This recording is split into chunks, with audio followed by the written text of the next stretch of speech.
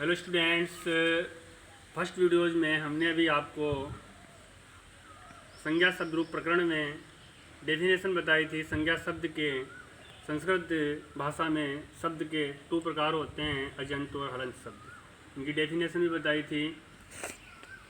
अजंत शब्द जिन शब्दों का अंत स्वर से होता है उन्हें अजंत शब्द कहते हैं, और जिन शब्दों का अंत हलंत से होता है अर्थात व्यंजन से होता है, ऐसे शब्दों को व्यंजनांत या हलंत शब्द कहते हैं।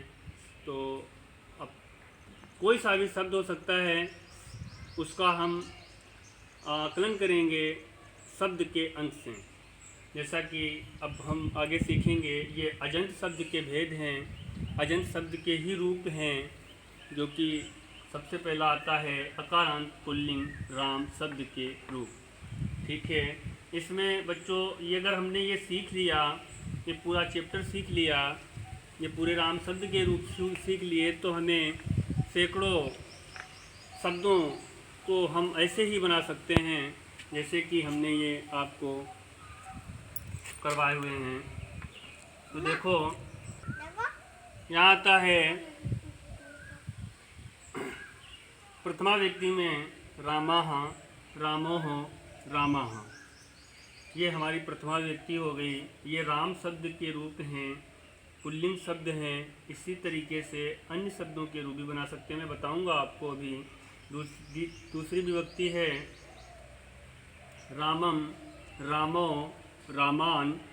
तृतीया विभक्ति में आता है रामेण, रामभ्याम, रामेः। वैसे चतुर्थी विभक्ति में राम के रूप बनते हैं रामाय, रामभ्याम, रामेभ्या। पंचमी विभक्ति में बनता है रामात्, रामभ्याम, रामेभ्या। वैसे षष्ठी विभक्ति में रामस्य, रामयोः, रामाणाम। वैसे सप्तमी विभक्ति में राम के रूप बनते हैं एक वचन में रामे, द्विवचन में रामयोः और बहुवचन में रामेषु। ऐसे ही संबोधन में बनता है हे राम, ये विस्मयादिबोधक चिन्ह बोला जाता है। दूसरा बोला जाता है हे रामोः, ये द्विवचन का है, और यहाँ होता है हे रामः। ये हमारे संबोधन के तीनों वचन हैं। तो छात्रों, बच्चों, अब हम इसमें ये नोट आपको लर्न कर लेने। तो नोट में हमने लिखा रखा है, जिस तरीके से हमने ये राम शब्द के रूप लिखे हैं, आप रफ वर्क कर सकते हो। जितने भी ये रूप लिखे हैं और भी बहुत सारे शब्द बना सकते हो, केवल इनको लर्न कर लेना है, हमें कंठस्थ कर लेना है, फिर इनके रूप हम बना सकते हैं। जैसे कि हमने दिया हुआ भी है बालक, छात्र, अज, वेद, ग्रंथ, श्लोक, गज, मयूर, वृक्ष, सुक, विद्यालय, कपोत, रजक, रजक का अर्थ होता है धोबी, और शिक्षक, अध्यापक और आचार्य इत्यादि। ये हमारे इतने ही नहीं जो हमने एग्जाम्पल दिए हैं, इसके बहुत सारे शब्द हैं। अर्थात हम कह सकते हैं कि जिन शब्दों का अंत केवल आ से होता होगा, इस ऐसे, केवल इस ऐसे, उस ऐसे शब्दों के रूप हम राम शब्द के समान बना सकते हैं। केवल एक बात हमें ध्यान में रखनी पड़ेगी, जब हम तृतीया विभक्ति में बनाएंगे तो जहाँ रे आ जाता है वहाँ पर हमें, वहाँ तो रे का प्रयोग करते हैं और बाकियों में रे का प्रयोग नहीं होता। जैसे कि अभी बालक के रूप बनाएंगे हम, अभी आपको बालक के रूप बना सकते हैं, हम पूरा बना के बताते हैं। जैसे बालकाः, बालकौ, बालकाः, बालकम, बालको, बालकान।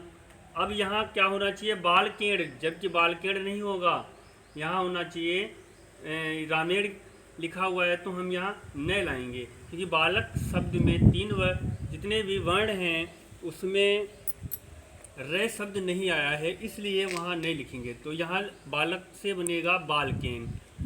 ठीक है, अब कोई सा भी वर्ड ले लो, जैसे सुख का करना है तो यहाँ सुकेन होगा, वेद का करना है तो वेदेन होगा। ठीक है, और ऐसे 5 वर्ण होते हैं जो रे, छे, से, त्रे, इनमें, और छः, ऐसे 5 वर्ण होते हैं। उसमें जो है ड़े होता है ने के स्थान पर, बाकियों में ने ही रहता है। ठीक है, तो अभी हम बालक के बता रहे थे, तो बालकेन, बालकाभ्याम, बालके है। वैसे यहाँ रामाय है तो बालकाय, बालकाभ्याम, बालकेभ्या। वैसे बालकात, बालकाभ्याम, बालकेभ्या। षष्ठी विभक्ति में भी बना सकते हैं। बालकस्य, बालकयोः, बाल का नाम। यहाँ भी चेंज हो जाता है, ड़े के स्थान पे नया आ जाएगा बाल का नाम। वैसे सप्तमी विभक्ति में बना सकते हैं बालके, बालकयोः, बालकेषु। संबोधन में भी बना सकते हैं। यहाँ बना हुआ है हे राम, तो यहाँ हो जाएगा हे बालक, और यहाँ हो जाएगा हे बालकहो, और यहाँ हो जाएगा हे बालकाः। तो स्टूडेंट्स, इसी तरीके से आप रब वर्क करते रहिए। जितने भी हमने ये यथा करके दिए हुए हैं, आप रब वर्क इनको करिए, और पहले तो इनको लर्न कर लीजिए ताकि ये आपको कंठस्थ हो जाए। फिर आपको कभी भी किसी भी कोई सा भी शब्द आ जाए, उसकी विभक्ति आपको ऐसे ही पता चल जाएगी।